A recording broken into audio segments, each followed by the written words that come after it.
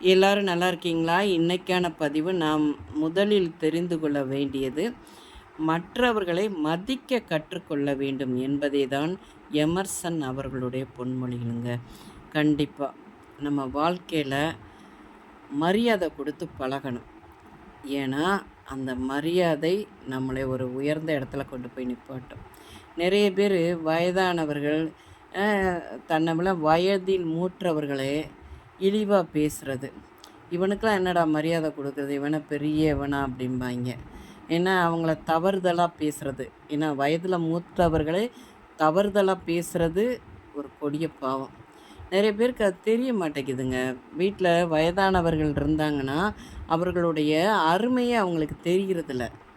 ஏதோ இருக்குதுங்க அப்படிங்கிற மாரி நெனைக்கிறாங்க. உண்மையில அது பெரிய தவறு பார்த்துக்கோங்க. நாம பெரியவர்களுக்கு மரியாதை கொடுத்தோம்னால்தான், நம்ம பின்னாடி நம்ம என்ன குடுக்குறோமோ, அதுதான் நமக்கு பின்னாடி திரும்ப கிடைக்கும். அதனால பெரியவர்களா இருக்கட்டும், யாராவது கூட இருக்கட்டும், நம்மள விட வயதில் சிறியவர்களா இருந்தா கூட, அவர்களுக்கு மரியாதை குடுத்து பழகணும். ஒவ்வொரு அம்மா, அப்பாவும் பிள்ளைங்களுக்கு அத கற்றுக் குடுக்கணுங்க. வீட்டுக்கு யார் வந்தாலும், "நல்லா இருக்கீங்களான்னு?" அந்த ஒரு வார்த்தை சொல்லி கேட்குற பழக்கத்த உண்டு பண்ணணும். வீட்டுக்கு வருகிறவர்களுக்கு நம்ம தண்ணி மோந்து குடுக்க சொல்லி, அது ஒரு பழக்கத்தை நம்ம ஏற்படுத்தணும்.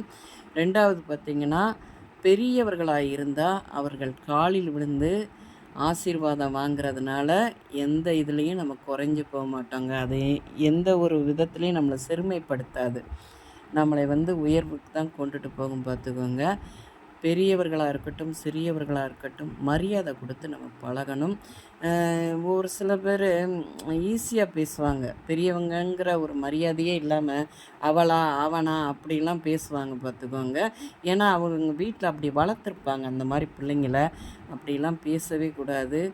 எல்லாருக்கும் மரியாதை கொடுத்து, எல்லாருடைய ஆசீர்வாதத்தையும் நம்ம வாங்கணுங்க. வீட்ல வயதானவர்கள் இருந்தாங்கன்னு வைங்களேன், அவங்க எவ்வளோதான் கோவமா இருந்தா ஏதோ ஒரு இதில கோவமா இருந்தா கூட, அவங்க கால்ல விழுந்து நம்ம ஆசீர்வாதம் வாங்கும்போது, மனநிறைவா நம்மள ஆசீர்வாதம் பண்ணுவாங்க பார்த்துக்கோங்க. அது ஒண்ணே போதும் நம்ம வாழ்க்கையில பெரிய இடத்தை அடைவதற்கு. நம்ம முடிந்த வரை எல்லார்கையும் மரியாதை கொடுத்து, அவர்களுடைய ஆசீர்வாதங்கள பெற்றுக்கொள்ளணுங்க. இந்த பதிவு உங்களுக்கு பிடிச்சிருந்தால் பார்வதி வீட்டு சமையலுக்கு ஆதரவு கொடுங்க. ஓம் சாய்ராம்.